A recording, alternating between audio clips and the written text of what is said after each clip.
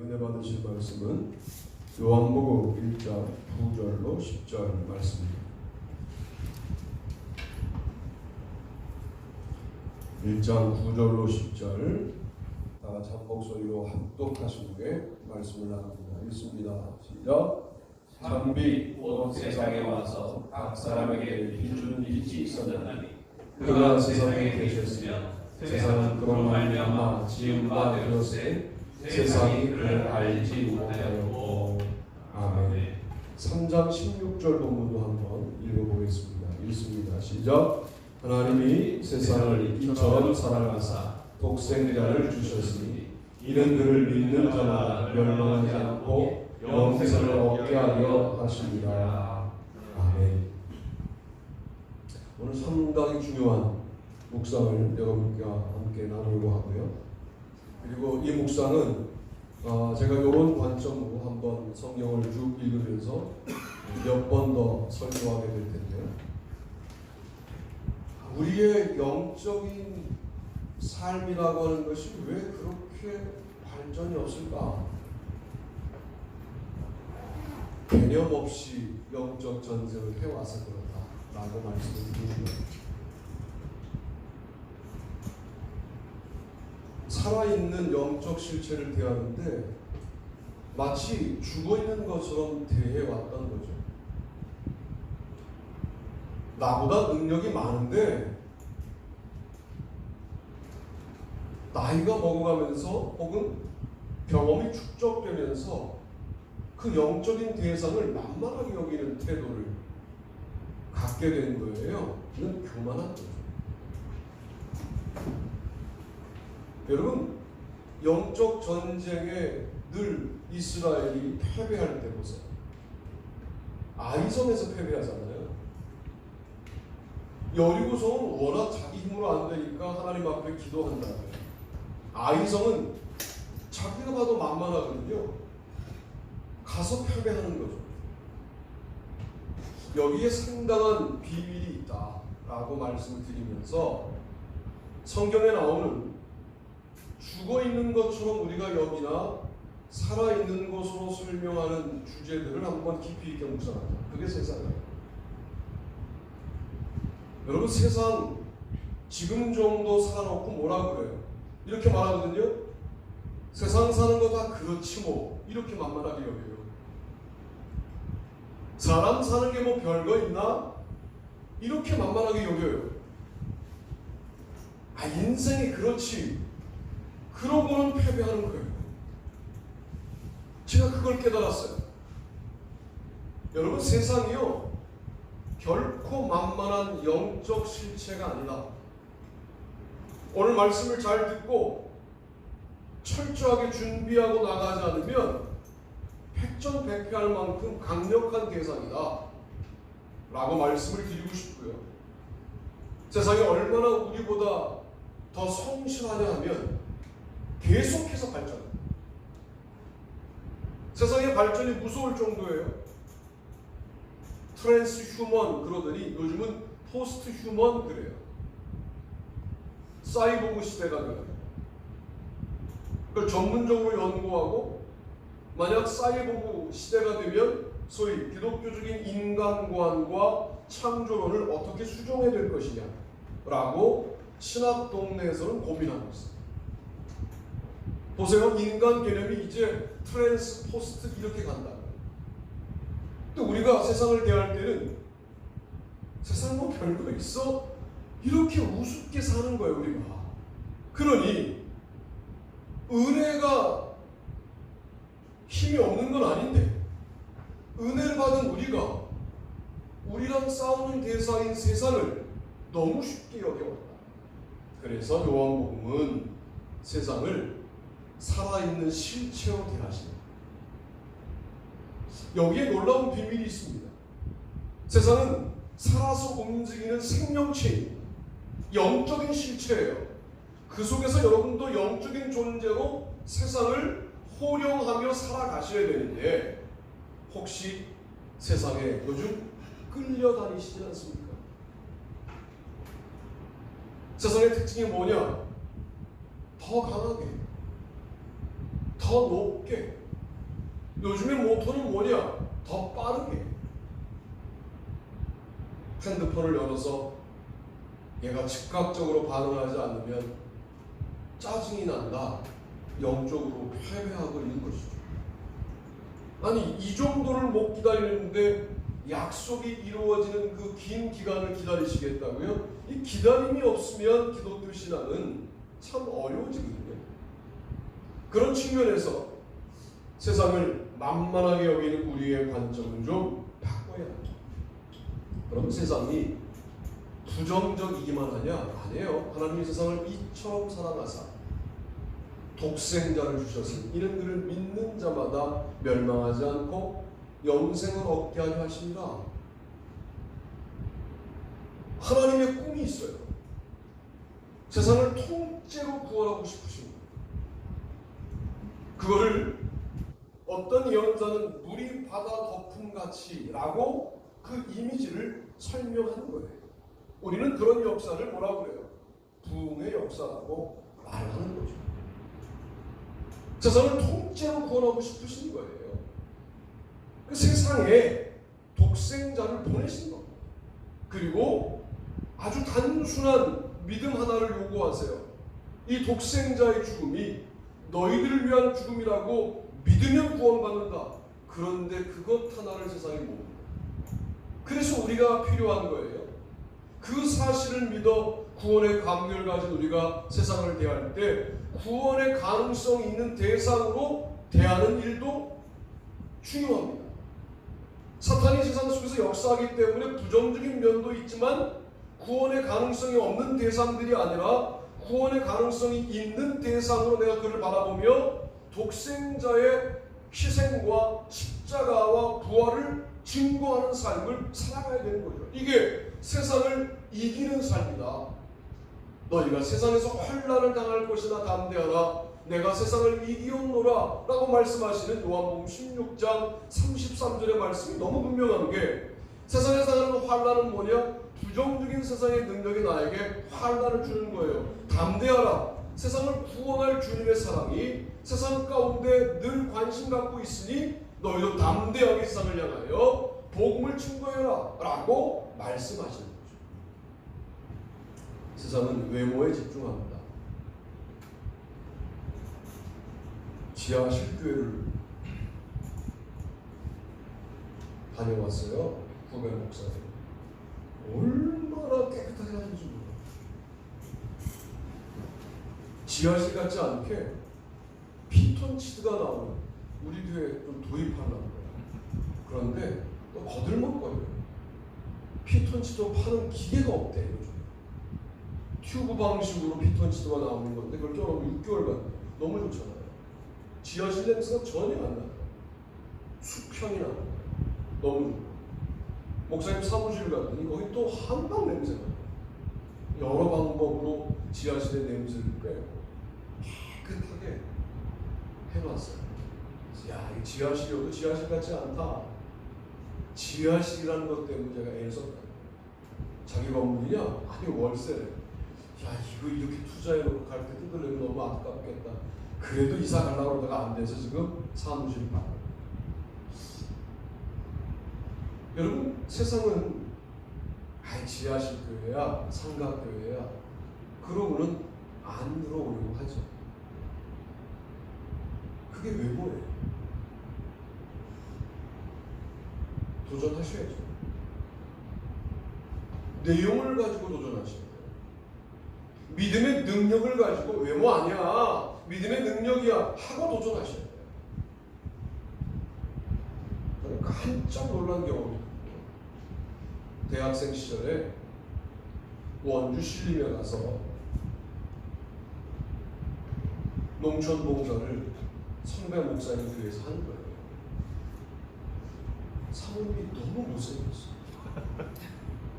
아니 못생겨도 그럴 수가 없어. 목사님은요 진짜 미남이거든요. 야, 사고를 치셨나. 그냥 그 당시의 생각으로 뭐 코트리를 잡혔나. 그렇게 하루를 보냈어. 둘째 날이 되자 알게 됐어요. 얼마나 사람이 많으신지. 농촌 봉사하고 있으면 수박 들고 들어오시고, 또 일하는 동안에 그냥 같이 하시고. 이틀 만에 저도 사모님을 사랑하게 됐어요. 여러분, 외모가 아닙니다. 그 사람의 향기가 있어요. 그 사람의 내용이 느껴지는 단계가 되면 외모가 필요 없습니다. 우리 교회 외적으로는 뭐 볼 게 없을지라도 그건 세상이다. 우리의 내용은 매우 정갈하게 준비한다. 그러면 이걸 놓치면 안 돼요. 이걸 가지고 세상에 도전해보고 싶지 않습니까? 돈이면 다 돼 라고 말하는 세상을 향하여 아니야, 돈이 할 수 없는 일을 믿음이 해 하고 도전해보고 싶지 않습니까? 여러분, 이런 마음을 먹어야 우리가 영성이 있는 사람들이라고 말할 수 있어요. 영성이라는 게 무슨 뭐 기도 많이 해서 목 쉬고, 기도 많이 하는 게 영성에 상당히 중요한 접촉점이긴 하나 목이 쉬었다라고 하는 것이 결국은 모든 것들의 영성을 결정짓는 것은 아니에요. 옛날에 홀리 보이스 그래서 뭐 목사님들이 할렐루야 이래야 영성이 있는 줄 알았다. 그건 외적인 거죠. 중요한 건 기도가 필요할 때 기도할 줄 알고, 할렐루야. 아멘. 말씀이 필요할 때 말씀에 집중할 줄 알고, 아멘. 진정한 찬양이 무엇인지 찬양할 줄 아는, 뿐만 아니라 세상과 더불어 싸울 수 있는 용기가 있는 사람들, 이 사람들이 영성 있는 사람들이죠. 눈에 보이는 것만 믿어요. 천박하지 않습니까? 눈에 보이는 것만 믿으니까 살아보아 별거 아니라는 사실이 확인되면 그렇게 연예인들이 헤어지는 거예요. 눈에 보이는 세계에 몰두하면 인생이 허무해집니다. 눈에 보이는데 몰두하는 생활 가운데서 아니야, 눈에 보이지 않는 것이 우리를 통제하고 이끌어 가고 계셔. 그분이 하나님이야. 아직도 그걸 깨닫지 못한다면 우리는 돌대가리입니다. 3년간 경험했어요. 눈에 보이지도 않는 미세한 것이 우리의 삶을 어떻게 통제하는지 하나님이 보여주셨어요. 그러면 사고의 변혁을 일으켜야 돼요. 아, 눈에 보이지 않는 것을 위주로 살아가야 된다. 눈에 보이지 않는 것 때문에 조심해야 된다. 눈에 보이지 않는 분이 나를 통제한다, 지배한다. 이걸 깨달아야 돼. 이걸 못 깨달으면 그거는 머리를 왜 달고 다녀요. 눈에 보이는 세상이 아니라 눈에 보이지 않는 하나님이 우리를 다스린다 하는 믿음을 갖고 세상이라고 하는 살아있는 영적 실체를 향하여 도전하시게 되기를 바랍니다. 두 번째. 소제목과 본문이 길지만 읽어봅니다. 시작. 재물 한 사람이 두 주인을 섬기지 못할 것이니 혹 이를 미워하고 저를 사랑하거나 혹 이를 중히 여기고 저를 경히 여깁니다. 너희가 하나님과 재물을 겸하여 섬기지 못하느니라. 그러므로 내가 너희에게 이르노니 목숨을 위하여 무엇을 먹을까, 무엇을 마실까, 몸을 위하여 무엇을 입을까 염려하지 말라. 목숨이 음식보다 중하지 아니하며 몸이 의복보다 중하지 아니하냐. 마태복음 6장 24절 25절 말씀입니다. 누가복음 16장 13, 14절은 제가 읽습니다. 지파인이 두 주인을 섬길 수 없나니 혹 이를 미워하고 저를 사랑하거나 혹 이를 중히 여기고 저를 경히 여길 것이니라. 너희는 하나님과 재물을 겸하여 섬길 수 없느니라. 바리새인들은 돈을 좋아하는 자들이라 이 모든 것을 듣고 비웃거든. 바리새인을 돈을 좋아하는 자들이다 라고 설명하는 복음서는 누가복음이 유일합니다. 율법을 가지고 자신을 특권 세력으로 만들자 돈이 따라옵니다. 왜 그렇게 종교 지도자가 되려고 애를 쓰느냐? 돈이 따라. 제가 하나님의 것에 대하여 조심하는 것을 우리 재정 장로님은 알아요. 우리 교회 예산은 함부로 쓸 예산도 없지만 함부로 쓰진 않아요. 제가 일단은. 왜? 하나님의 것이다. 이 마음이 사라지면 목회 그만둬야죠. 여러분, 그리스도인들에게 재물은 내 겁니까? 하나님 겁니까? 하나님 거죠. 내 마음대로 합니까? 하나님 뜻대로 합니까? 혹시 내 마음대로 했다면 여러분, 이 지점이 우리가 영적으로 패배하는 지점이다라고 여겨야 돼요. 왜냐하면 이런 거예요. 그저 물건으로 보이는 겁니다. 이게 영적인 눈으로 안 보고 육안으로 보니까 돈이 물건으로 보이는 거예요. 이게 하나님의 것이다 라고 여겨지게 되면 이게 영적 실체인 것을 아는 거예요. 그래서 하나님은 정말 신앙의 역사가 이 말씀을 하실 때만이 아니라 오랫동안 지속되는 그 역사의 여정 중에 여전히 영적으로 뚫린 구멍이 될 수 있는 부분을 정확하게 아시고 나와 하나님과 재물을 겸하여 섬길 수 없다라고 말씀하신 겁니다. 우리는 참 신앙생활하기가 사회주의권이 어렵다라고 생각하시겠지만 아닙니다. 우리가 훨씬 어렵습니다. 단적인 예로 우리의 삶이 어려울 때는 믿음이 좋아요. 삶이 편해지면 믿음이 좀 나빠집니다. 여러분, 자본주의 사회에서 먹고 살기 편해지니까 믿음이 어려워질 수밖에 없어요. 기독교 신앙은 자본주의가 훨씬 더 어려워요. 사회주의로 가면 사회주의 맛을 본 기독교인들이 있어요. 그들에게 가면 그래도 삶이 어려움에도 불구하고 아주 성실하게 믿음을 유지하죠. 한국의 선교사님들은 벌써 자본주의화 되어 있어서 보내시면 자녀 교육비 보내야죠, 생활비 보내야죠, 그리고 뭐 자동차 운용비 보내야죠, 렌트비 보내야죠. 그래서 일단 보내는 교회가 한 200만 원쯤 보내야 돼요. 어느 나라를 보내도, 어려운 나라를 보내도. 걷다가 그분이 그것으로만 끝나는 게 아니라 이 교회 저기에서 선교비 지원을 받아서 사시는 거예요. 중국의 기독교 선교사님. 원룸 한 집에 4가족, 5가족이 20명이 빠글빠글 살아요. 그러고도 목숨 걸고 선교해요. 감격하고. 우리랑 다르죠.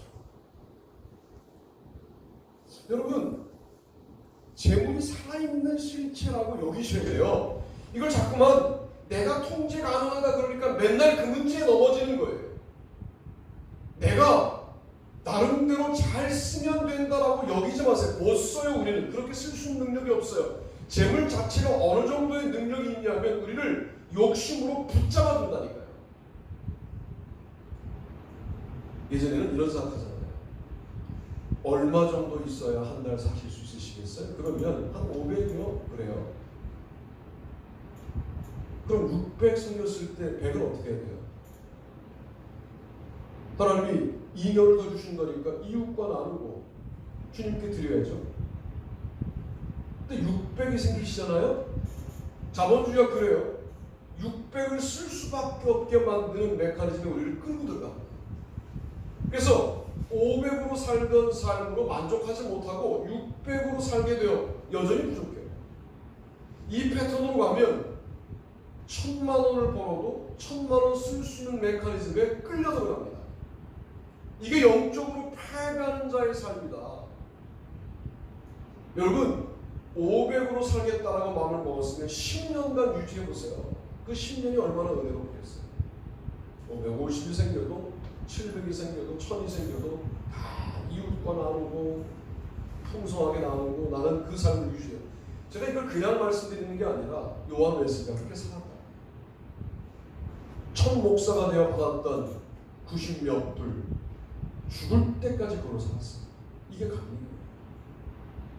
감리교회가 어떻게 사회 구제를 가능하게 할 수 있었느냐? 이런 삶의 패턴 때문에 가능했다는 거예요.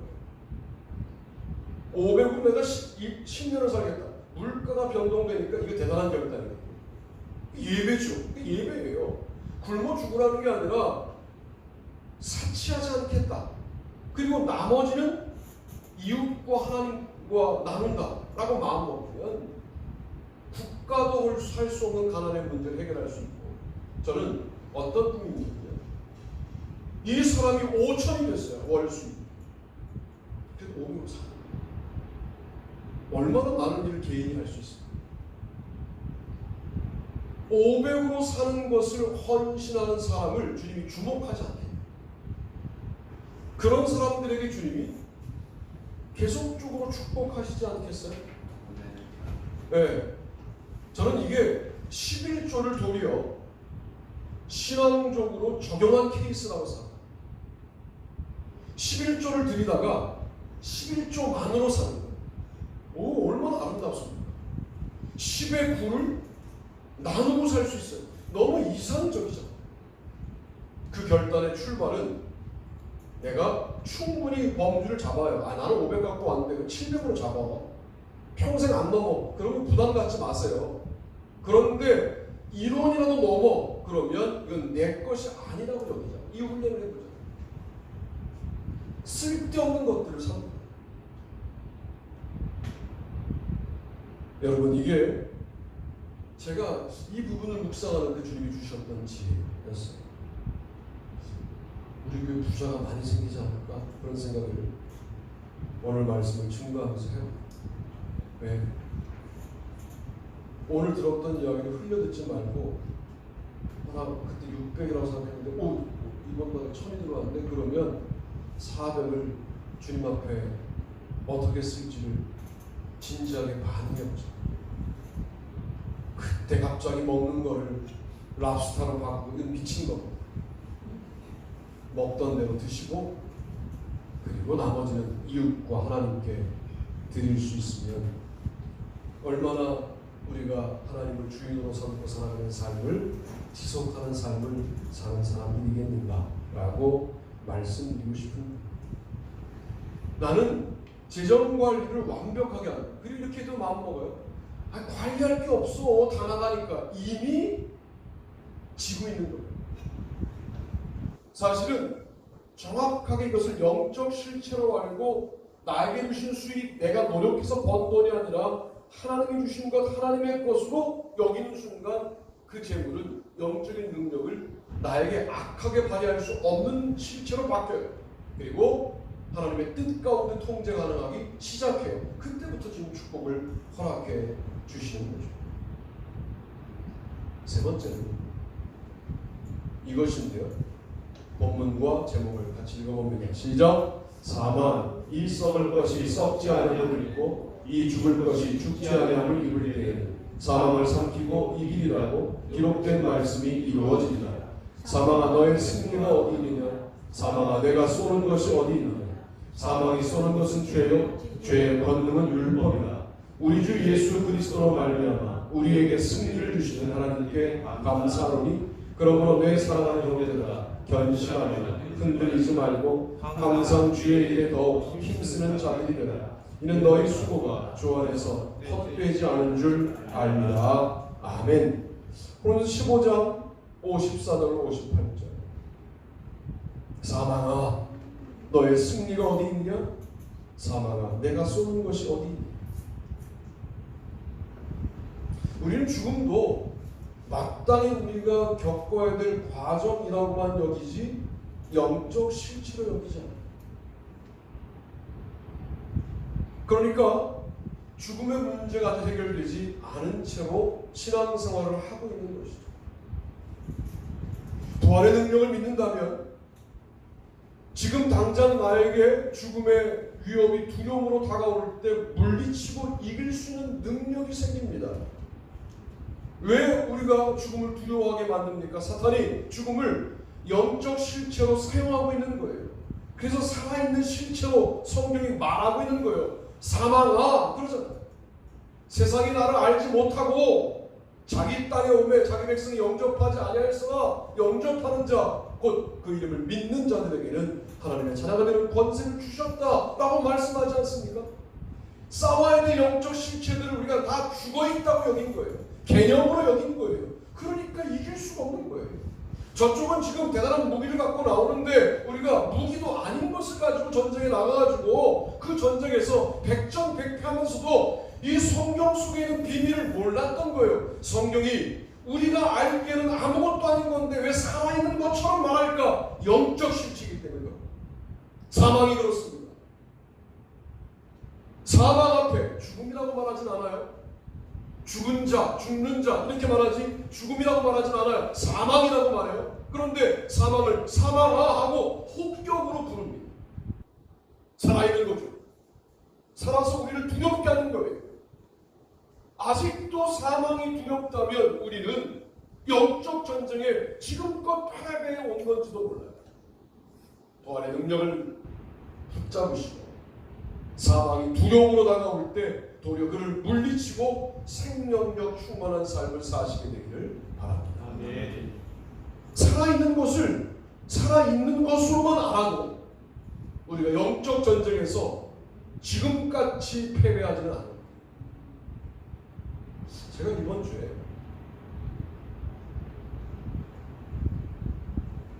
기도에 대한 이야기를 함께 나누고있다. 그러고는 이제 집에 들어와서 그 다음날 새벽을 준비하는데 느헤미야 1장인 거죠. 기도였어요. 여러분들은 그럴 때 어떻게 말씀을 듣습니까? 아, 내가 너무 기도를 안 했구나. 그러니까 사람을 통하여 말씀을 통하여 기도하라고 말씀하시는구나 라고 들렸습니다. 그리고 기도하기 시작하는 거죠. 여러분 이런 거예요. 그게 그냥 지나가지지 않고 깨달아질 때 여러분은 살아있는 거예요. 세상, 재물, 사망, 우리가 모두 아무것도 아닌 것처럼 말해왔던 개념들이었는데 제가 볼 때는 살아있는 실체. 성경이 그걸 가르치는 거예요. 사망이 너를 휩싸지 않느냐? 사망이 너를 장악하지 않느냐? 살아있다. 네가 부활의 능력으로 명하여 물리쳐라 라고 말씀하시는 거예요. 그래서 사망아, 이미 부활한 주님이 내 속에 계시니 너의 승리가 어디 있느냐? 사망아, 너의 쏘는 것이 어디 있느냐? 이렇게 말하며 우리가 사망을 이겨 나아가야 합니다. 견실하며 흔들리지 말고 항상 주의 일에 더욱 힘쓰는 자들이 되라. 이는 너희 수고가 주 안에서 헛되지 않은 줄 알리라. 성실하게 살았는데 아무것도 이제 남는 게 없이 이제 죽을 날이 얼마 안 남았네 벌써? 이런 생각은 사탄이 주는 생각이에요. 죽기 하루 전에도 주님 일하실 수 있어요. 아니 돌아가신 다음에도 주님이 일하실 수 있어요. 왜 사망의 문제에 대해서 허무주의를 끌고 들어와서 영적인 패배를 자인하십니까? 그러지 맙시다. 주님께서 어떤 계획을 가지고 우리 가운데 일하실지에 대하여 우리가 모를 뿐 무엇을 합니까? 일하실 것을 분명히 합니다. 그러므로 사망 앞에 순종하지 말고 부활의 승리로 사망을 향하여 호통치는 삶을 살아가셔야 됩니다. 왜 이렇게 운동하세요? 죽기 싫어서 아니에요? 이렇게 말하죠. 건강하게 살다 죽으려고. 이거는 가장된 거고 사실은 이 세상에 오래 살고 싶은 거 아니에요? 운동하지 말자는 말이 아니라 운동하는 이유도 뭐예요? 내가 좀 더 건강해야 뭐해? 사망에 굴복하는 사람들 향하여 깨닫게 할 수 있잖아요. 주님이 어느 날 나에게 이렇게 말씀하셨어요. 내가 너를 쓰고 싶은데 네가 건강하지 않으면 쓰고 싶지만 충분히 쓸 수 없다. 운동해라. 그렇게 깨닫게 해주셨어요. 우리는 이 마치 그리스도인들도 모두 세상은 만만한 것처럼 마치 돈은 자기가 가장 잘 관리하는 것처럼 죽음의 문제도 열심히 운동함으로 나하고 상관없는 것처럼 그렇게 살아가는 이 삶이 어쩌면 가장 영적으로 최아래의 삶이 아닌가. 도리어 살아있는 실체라고 여기고 세상을 대하고 돈을 대하고 사망을 대하여 주님과 더불어 교제하고 승리하는 저 여러분이 되시기를 주님의 이름으로 축복합니다. 아멘. 다 자리에서 일어나시겠습니다.